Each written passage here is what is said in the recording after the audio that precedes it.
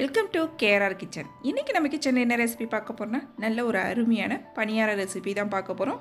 இன்றைக்கி நாம் 2 வகையான பணியாரமுமே எப்படி செய்கிறது தான் பார்க்க போகிறோம். இனிப்பு குழி பணியாரம், அப்புறம் கார குழி பணியாரம், ரெண்டும் எப்படி செய்கிறது தான் பார்க்க போகிறோம். இது கூடவே இந்த பணியார மாவு எப்படி அரைக்கணும், என்னென்ன அளவுகளோட அரிசி உளுந்து சேர்த்து அரைக்கணுங்கிறதையும் சேர்த்து தான் பார்க்க போகிறோம். ரொம்ப அருமையாக நல்லா பஞ்சு போல் சாஃப்டாக இருக்குங்க பணியாரம். எப்படி செய்கிறது நம்ம வீடியோக்குள்ளே போய் பார்ப்போம். அதுக்கு முன்னாடி நம்ம சேனலை இப்போ தான் ஃபஸ்ட் டைம் பார்க்குறீங்கன்னா சப்ஸ்கிரைப் பண்ணி வச்சுக்கோங்க. கூடவே பெல் சிம்பல் ப்ரெஸ் பண்ணி ஆல்ங்கிற ஆப்ஷனையும் ப்ரெஸ் பண்ணி வச்சுக்கோங்க. அப்போ தான் நான் போடுற வீடியோஸ் எல்லாம் உங்களுக்கு தொடர்ந்து நோட்டிஃபிகேஷனில் உடனுக்குடனே கிடச்சிக்கிட்டு இருக்கும். இப்போ வாங்க இந்த பணியார ரெசிபி எப்படி செய்கிறதுன்னு பார்த்துடலாம்.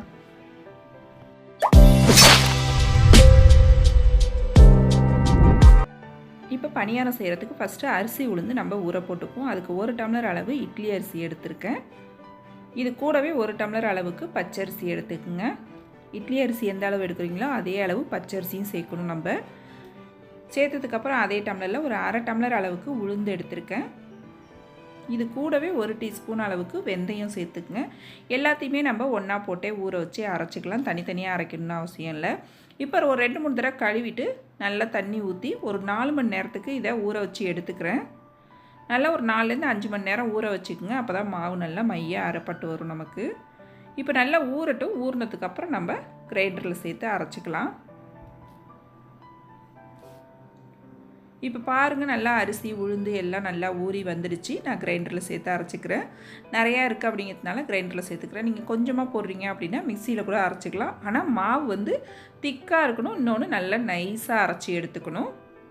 நீங்கள் எதில் அரைச்சாலும் இந்த பக்குவத்துக்கு அரைச்சி எடுத்துக்குங்க.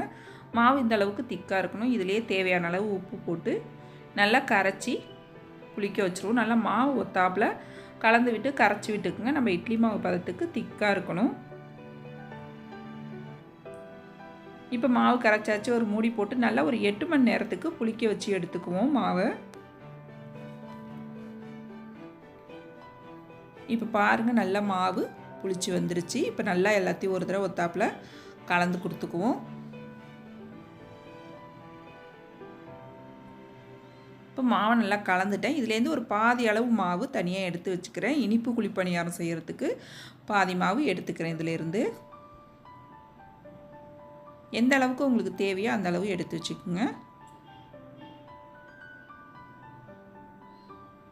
இப்போ இன்னொரு பாதி மாவு தான் நம்ம காரக்குழி பணியாரம் செய்ய போகிறோம். ஃபஸ்ட்டு இனிப்பு குழி பணியாரத்துக்கு மாவு ரெடி பண்ணிக்குவோம். அதுக்கு நான் ஒரு பாத்திரத்தில் ஒரு 200 கிராம் வெல்லம் இடித்து வச்சுருக்கேன். அதில் கொஞ்சமாக தண்ணி ஊற்றி திக்காக கரைச்சி எடுத்துக்கோங்க. வெள்ளைப்பாகு திக்காக இருக்கணும், தண்ணியாக கரைச்சிடாதீங்க. மண் இருக்கும் அப்படிங்கிறதுக்கு தான் கரைக்கிறோம் நம்ம. இப்போ வெள்ளைப்பாகு நல்லா கரைஞ்சி வந்துடுச்சு. இதை நம்ம நல்லா ஆற வச்சுட்டு அதுக்கப்புறம் தான் மாவில் சேர்க்கணும். சூட்டோடு சேர்க்கக்கூடாது. இப்போ வெள்ளைப்பாகு நல்லா ஆறிடுச்சு. இதை வடிகட்டி நம்ம மாவு கூட சேர்த்துக்குவோம். இனிப்பு பார்த்துக்கிட்டு சேர்த்துக்குங்க எந்த அளவுக்கு தேவையோ. நீங்கள் எடுக்கிற மாவுக்கு தகுந்த அளவு இனிப்பு சேர்த்துக்குங்க. கொஞ்சம் கொஞ்சமாக கரைச்சி விட்டு பார்த்துட்டு அதுக்கப்புறம் சேர்த்துக்குங்க. இன்றைக்கி நான் எடுத்த இந்த மாவுக்கு பார்த்தீங்கன்னா கரெக்டாக இருந்துச்சு 200 கிராம் அளவுக்கு வெல்லம். இதிலே 1 டீஸ்பூன் ஏலக்காய் தூள், நல்லா ஒரு 1/2 மூடி துருவின தேங்காய் சேர்த்துக்குங்க. வெள்ளைப்பாகு சேர்த்ததுனால நமக்கு கொஞ்சம் தண்ணியான மாதிரி இருக்கும் மாவு. அதை சரி பண்ணுறதுக்கு நம்ம ஒரு 3 டேபிள் ஸ்பூன் அளவுக்கு ரவை சேர்த்துக்குவோம். ரவை சேர்த்து நல்லா எல்லாத்தையும் ஒத்தாப்பில் ஒன்று கலந்து விட்டுக்குங்க.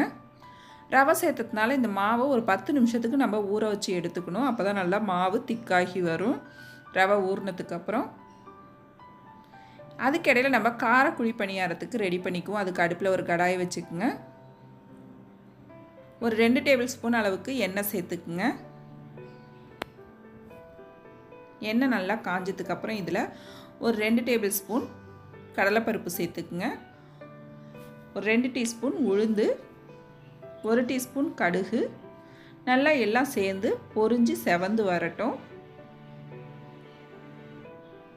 நல்லா பொரிஞ்சு வரணும். கடுகு எல்லாம் பொரிஞ்சு நல்லா செவந்து வந்துருச்சு. இப்போ இதில் ஒரு 2 பச்சை மிளகாயை நல்லா பொடிசாக வெட்டிட்டு சேர்த்துருக்கேன். கூடவே ஒரு சின்ன துண்டு இஞ்சி, பொடிசாக நறுக்கின கருவேப்பிலை, ஒரு பெரிய வெங்காயம் நல்லா பொடிசாக நறுக்கினது எல்லாத்தையும் சேர்த்து நல்லா வதக்கிக்குவோம். வெங்காயத்தை நல்லா வதக்கிடக்கூடாது, கண்ணாடி பதத்துக்கு தான் வதக்கணும் நம்ம. இது கூடவே கொஞ்சமாக பெருங்காயத்தூளும் சேர்த்துக்குவோம். வெங்காயம் நல்லா நிறம் மாறாமல் இந்த அளவுக்கு இருக்கணும். லைட்டாக வதக்கினோம்னா போதும். இப்போ அடுப்பை ஆஃப் பண்ணிவிடுவோம். இது ஒரு பக்கம் ஆறிட்டு இருக்கட்டும். அடுப்பை ஆஃப் பண்ணிவிட்டு அதுக்கப்புறம் கொத்தமல்லி தழை சேர்த்துக்குங்க. நிறையாவே சேர்த்துக்குங்க, நல்லாயிருக்கும் டேஸ்ட்டும் வாசனையும். இப்போ இது நல்லா ஆற வச்சுக்குவோம். இப்போ நம்ம இனிப்பு குழி பணியாரம் செய்ய ஆரம்பிச்சிரும். மாவு நல்லாவே ஊறி வந்திருக்கும். இப்போ பணியாரக்கல் போட்டு அதில் 1 டீஸ்பூன் அளவுக்கு எல்லா குழியிலையும் கொஞ்சமாக நெய் ஊற்றிக்குவோம். ஒரு அரை டீஸ்பூன் ஊற்றினா கூட போதும். நெய் அல்லது எண்ணெய் உங்களுக்கு விருப்பத்துக்கு தகுந்த மாதிரி நீங்கள் சேர்த்துங்க. மாவு பாருங்கள் நல்லா ஊறி திக்காகி வந்துடுச்சு. இன்னுமே உங்களுக்கு தண்ணியாக இருக்குது அப்படின்னா கூட நீங்கள் இன்னும் கொஞ்சம் ரவை சேர்த்துக்கலாம். அப்படி இல்லைன்னா ரவைக்கு பதிலாக அரிசி மாவு கூட சேர்த்துக்கலாம். நல்லா இந்த அளவுக்கு மாவு நல்லா திக்காக இருந்துச்சு அப்படின்னா தான் நல்லா நமக்கு பணியாரம் உப்பி வரும். இப்போ கல் காஞ்சதுக்கப்புறம் நம்ம பணியாரம் ஊற்ற ஆரம்பிச்சிடலாம். எப்போதுமே நீங்கள் பணியாரம் ஊற்றுறப்ப பார்த்தீங்கன்னா ஓரங்களில் ஊற்றிட்டு அதுக்கப்புறம் நடுப்புற ஊற்றுங்க. ஏன்னா நடுப்புற தீ அதிகமாக வரும், டக்குன்னு வெந்து வந்துடும். அதனால தான் ஓரங்கள் எல்லாம் ஊற்றிட்டு அதுக்கப்புறம் சென்டரில் ஊற்றுங்க. இப்போ எல்லா குழியிலையும் பணியாரம் ஊற்றிட்டேன். இதை ஒரு மூடி போட்டு நல்லா ஸ்லோ ஃப்ளேமில் ஒரு 5 நிமிஷத்துக்கு வேக வச்சு எடுக்கணும். பணியாரம் வெந்து ஃபுல்லாக வர வரைக்குமே அடுப்பு தீயை குறைச்சி வச்சு வேக வச்சு எடுங்க. அப்போ தான் நல்லா ஒத்தாப்பில் நல்லா வெந்து வரும். உள்ளேயும் சரி வெளியிலையும் சரி பணியாரம் நல்லா ஒத்தாப்பில் வெந்து வரும். இப்போ பாருங்கள், ஒரு பக்கம் நல்லா வெந்து வந்துடுச்சு. அடுத்த பக்கம் திருப்பி போட்டு வேக வச்சுக்குவோம். வெல்லம் சேர்த்துருக்கிறதுனால டக்குன்னு செவந்து வந்துடும். அதனால் அடுப்பு தீயை குறைச்சி வச்சே ஊற்றி எடுத்துக்குங்க. இப்போ பாருங்கள், 2 பக்கமும் பணியாரம் ரொம்ப அருமையாக சூப்பராக வெந்து வந்துடுச்சு. நல்லா புசு புசுன்னு குண்டு குண்டாக பணியாரம் ரொம்ப அருமையாக ரெடி ஆகிடுச்சிங்க. டேஸ்ட்டும் ரொம்பவே சூப்பராக இருக்குது. இப்போ நம்மளோட இனிப்பு குழி பணியாரம் ரெடி ஆகிடுச்சு. அடுத்து கார குழி பணியாரம் ரெடி பண்ணிக்குவோம். அதுக்கு நம்ம வறுத்து வச்சுருக்க பொருளை மாவில் சேர்த்துக்குவோம். எல்லாமே சேர்க்கும் போது நீங்கள் ஆற வச்சுட்டு சேர்த்துங்க, சூட்டோடு சேர்க்கக்கூடாது. இப்போ நல்லா கலந்து விட்டுக்குவோம். இப்போ மாவு பாருங்கள் கொஞ்சம் திக்காக இருக்கிற மாதிரி இருக்குது. இதில் கொஞ்சமாக தண்ணி சேர்த்து நம்ம கலந்து விட்டுக்குவோம். இந்த அளவுக்கு திக்காக இருந்துச்சு அப்படின்னாக்கா வேகாது பணியாரம் உள்ள. அதனால் கொஞ்சமாக தண்ணி ஊற்றி நம்ம இட்லி மாவு பதத்துக்கு கரைச்சி எடுத்துக்குவோம். இப்போ பாருங்கள், கரைச்சி ரெடி பண்ணி எடுத்துக்கிட்டேன். அவ்வளோதான், மாவு ரெடி ஆகிடுச்சு. இப்போ குழிப்பணியாரக்கல்ல ஒரு அரை டீஸ்பூன் அளவுக்கு நல்லெண்ணெய் சேர்த்துக்கிறேன். நல்லெண்ணெய் பிடிக்காதவங்க சாதாரண சன்ஃப்ளவர் ஆயில் கூட சேர்த்துக்கலாம். இப்போ எல்லா குழிலையும் குழி பணியாரம் ஊற்றியாச்சு. அதே போல் தான் மூடி போட்டு அடுப்பை குறைச்சி வச்சு நல்லா வேக வச்சு எடுத்துக்குவோம். இப்போ பாருங்கள், ஒரு பக்கம் நல்லா வெந்துருச்சு. மறுபக்கம் இது போல் திருப்பி போட்டுக்குங்க. நல்லா வெளியில் கிறிஸ்பியாகவும் உள்ளே நல்லா சாஃப்டாகவும் கிடைக்கும் நமக்கு இந்த பணியாரம். இப்போ பாருங்கள், 2 பக்கமுமே வெந்து காரக்குழி பணியாரமும் ரொம்ப அருமையாக ரெடி ஆகிடுச்சு. 2 குழி பணியாரமுமே ரொம்ப சூப்பராக அருமையாக வந்திருக்கு. டேஸ்ட்டும் ரொம்பவே சூப்பராக இருக்குங்க. இன்றைக்கி நான் சொன்ன அளவுகள் எல்லாமே சரியான அளவுகள்.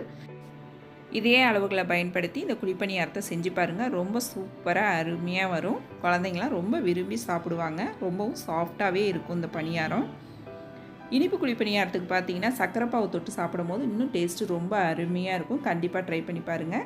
அதே போல் காரக்குழி பணியாரத்துக்கு பார்த்தீங்கன்னா கார சட்னியோடு சாப்பிடும்போது டேஸ்ட்டு ரொம்பவே சூப்பராக இருக்கும். இந்த 2 ரெசிபியும் செஞ்சு பாருங்கள். செஞ்சு பார்த்துட்டு எப்படி இருக்குன்னு எனக்கு கமெண்ட் பண்ணுங்கள்.